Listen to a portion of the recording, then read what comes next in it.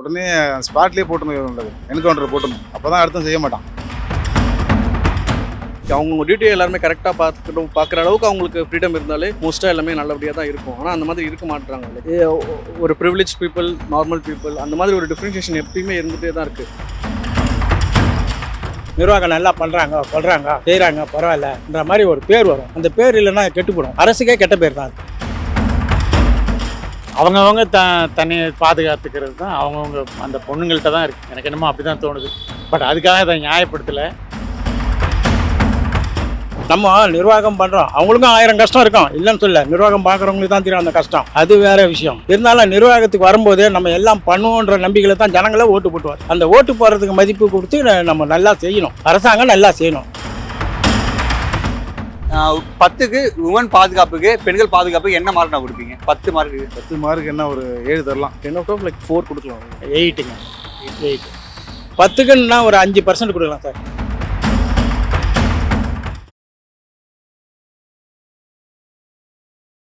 தமிழகத்துல பெண்களுக்கு பாதுகாப்பு இருக்கா இல்லையா? ஏன்னா இப்ப பார்க்க முடியுது, நம்ம கோயம்புத்தூர்ல ஒரு இஷ்யூ பார்த்தோம். நம்ம கோயம்புத்தூர்ல ஒரு பெண்ணை வந்து பாலியல் ரீதியா துன்புறுத்தி 3 பேர் சுட்டு பிடிச்சிருக்காங்க அவங்கள. இது தமிழகத்தை தொடர்ந்து இது மாதிரி நடந்துட்டு இருக்கு. உங்களோட கருத்து என்னன்னா? பெண்கள் பாதுகாப்பு இருக்கு, ஆனால் வந்து 80% இருக்கு, பாக்கி 20% இல்லை. பெண்கள் தான் எங்கே பார்த்தாலும் பாதிக்கப்படுறாங்க. கொலை, கற்பழிப்பு, திருட்டு எல்லாமே நடந்துட்டு. கொஞ்சம் அரசு கொஞ்சம் நல்லா கவனம் செலுத்தி பார்த்தா நல்லா இருக்கும். போலீஸ்க்கு ஃபுல் ஃப்ரீடம் கொடுத்தா கரெக்டாக இருக்கும். ஏன்னா இப்போ அவங்க மோஸ்ட்டாக இந்த மாதிரி கேசஸில் இன்வால்வ் ஆகிறவங்க எல்லாருமே வந்து ஒரு பொலிட்டிஷியன் பேக்ரவுண்ட்லேருந்து வரவங்கள தான் இருப்பாங்க.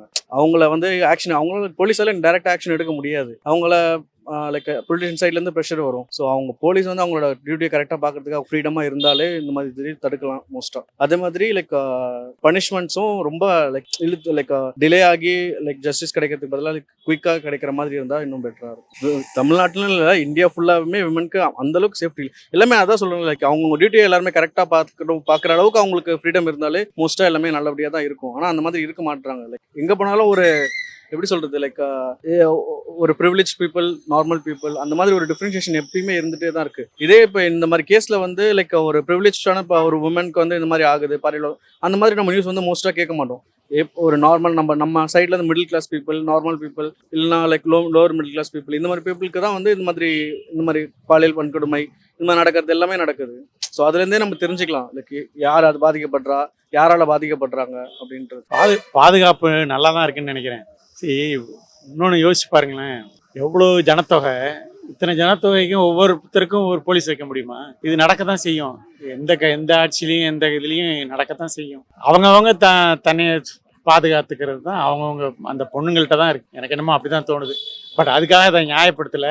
இது பெரிய தப்பு. அவங்களுக்கு என்னென்ன தண்டனைமா மேக்ஸிமம் தண்டனை அவங்களுக்கு கொடுக்கும். ராத்திரியெல்லாம் இங்கே 8 மணி 9 மணிக்கெலாம் தனியாக நடந்து போகிறாங்க. நீங்கள் இந்த ரோட்டில் கூட இல்லை, சாதாரண ரோட்டில் கூட நடந்து போகிறாங்க. ஸோ அதை வச்சு எனக்கு என்னமோ பாதுகாப்பு நல்லா தான் இருக்குன்னு நினைக்கிறேன். இது என்னோட சொந்த கருத்து. அதான் சொல்கிறேனே, இவ்வளோ ஜனத்தொகை இருக்கும்போது இதெல்லாம் எந்த ஸ்டேட்டில் தான் இல்லை, எந்த நாட்டில் தான் இல்லை, எல்லா இடத்துலையும் இருக்க தான் செய்யும். பட் இதை வச்சு உடனே பாதுகாப்பு பெண்களுக்கு இல்லைன்னு சொல்ல முடியாது. சரி, அந்த இடத்துலயும் அந்த பொண்ணு போச்சு. அந்த இடத்துல ஒரு பையனா கூட அங்க போலாமா? அது ஒரு காடு மாதிரி இருக்குது, அந்த இடத்துல அது போலாமா? போனது தப்பு. அந்த நேரத்துல அவன் காரை எடுத்துட்டு வேகமா வந்துட்டோம்னா அந்த பொண்ணை தப்பிச்சிருக்கலாம், அவன் தப்பிச்சிருக்கலாம். எடுக்கும் போது அவங்க கண்ணாடி ஓடிச்சிட்டாங்க. அந்த போனது மிகப்பெரிய தவறு, என்னுடைய கருத்து. இது வந்து அரசியல் வேண்டாங்க, அது அண்ணா யூனிவர்சிட்டி. ஏன்னா இந்த பொண்ணு, என்னுடைய கருத்து நான் எல்லாருக்கும் சொல்றது என்னன்னா, அங்க போனது மிகப்பெரிய தவறு. போயிருக்கூடாது. ஒரு காடு பகுதி, மைதானமாகுது, ஜனமே இல்ல, நீ ஏன் ஒரு பையனா கூட அங்க போய் நின்று பேசின? அது சொல்லுங்க. அது போனது தப்பு. பெண்களுக்கு ஒன்றும் அவ்வளோ பாதுகாப்பாக இல்லை சார். சட்டம் ஒழுங்கு ஒன்றும் அவ்வளோ ஒன்றும் சரி கிடையாது. ஏன்னா சட்டம் வந்து இப்போ நம்ம இருக்கிறோம், நம்ம பார்த்தா போலீஸ்கார பார்த்தா பயப்படணும். பயந்தால் தான் அவங்க இருக்கிற இதுக்கு மரியாதை இருக்கும். அவங்களுக்கே பயப்படாத அளவுக்கு நடந்துக்கிறாங்கன்னா அப்புறம் சட்டம் ஒழுங்கு சரியில்லைன்னு. ஏன்னா பொதுமக்களுக்கு அவங்கள பார்த்தா பயப்படுறாங்கன்னா அப்போ தப்பு பண்ணுறவன் பயப்படுவான், அவங்கள பார்த்தாவே தப்பு பண்ணுறவன் பயப்படுவான். அப்படி இருக்கும்போது அவனை பார்த்தவன் கண்டுக்காம மாதிரி போகிறாங்கன்னா அப்போ அது எல்லாமே நடக்கிறது வேடிக்கை பார்க்குற மாதிரி தான். இப்போது நம்ம அக்கா தங்கச்சியாக இருந்தாலும் நம்ம சும்மா இருப்போமா? சொல்லுங்கள். யாராக இருந்தாலும் இருக்கட்டும், நம்ம அண்ணன் தம்பியாக இருந்தாலும் சரி, அக்கா தங்கச்சியாக இருந்தாலும் சரி, நியாயமாக நடந்துக்கணும் எந்த இதுலையுமே.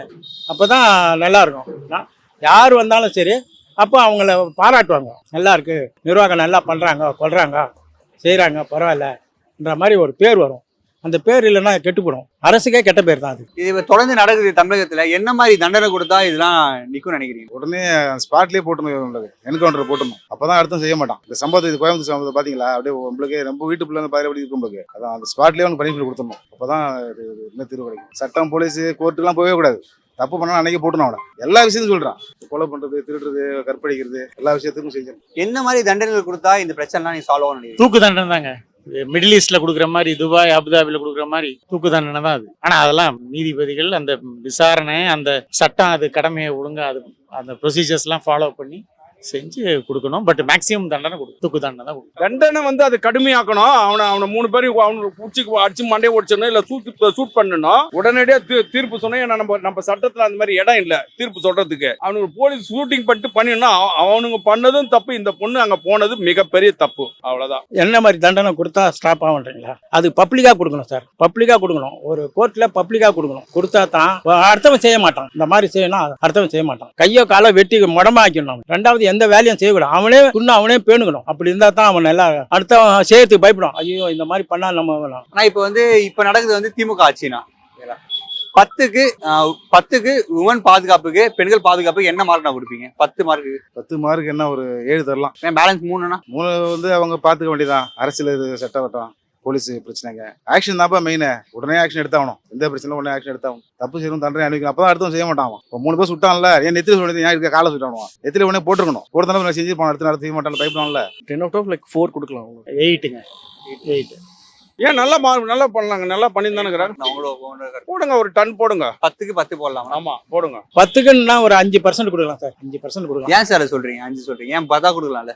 10க்கு 10 கொடுக்கலாம்ல? ஏன் 10க்கு 10 கொடுக்குற மாதிரி இருந்தா பரவாயில்ல. 10க்கு 10 எல்லாமே விலைவாசியும் ஏறி போய் கிடையாது. உங்களுக்கே தெரியாதா? நியூஸ் எடுக்கிறீங்களா? உங்களுக்கு தெரியாத ஒன்றும் கிடையாது. எல்லாமே விலைவாசி ஏறி போச்சு, எல்லாம் ஏறி போச்சு. அடி தடி சண்டை, எங்க பாரு சண்டை, வெட்டு குத்து எல்லாம் வருது. அப்புறம் எப்படி சார் 10க்கு 10 கொடுக்க முடியும் சொல்லுங்க? நம்ம நிர்வாகம் பண்றோம், அவங்களுக்கும் 1000 கஷ்டம் இருக்கும், இல்லைன்னு சொல்ல. நிர்வாகம் பாக்குறவங்களுக்கு தான் தெரியும் அந்த கஷ்டம். அது வேற விஷயம். இருந்தாலும் நிர்வாகத்துக்கு வரும்போதே நம்ம எல்லாம் பண்ணுவோன்ற நம்பிக்கையில தான் ஜனங்களே ஓட்டு போட்டுவார். அந்த ஓட்டு போடுறதுக்கு மதிப்பு கொடுத்து நம்ம நல்லா செய்யணும். அரசாங்கம் நல்லா செய்யணும். அது செஞ்சா அரசாங்கத்துக்கு நல்ல பேர் வரும், மக்களுக்கும் ஒரு மதிப்பு இருக்கும் அரசாங்கத்து மேல. அதுக்கு தான் சொல்றேன், வேற ஒண்ணு.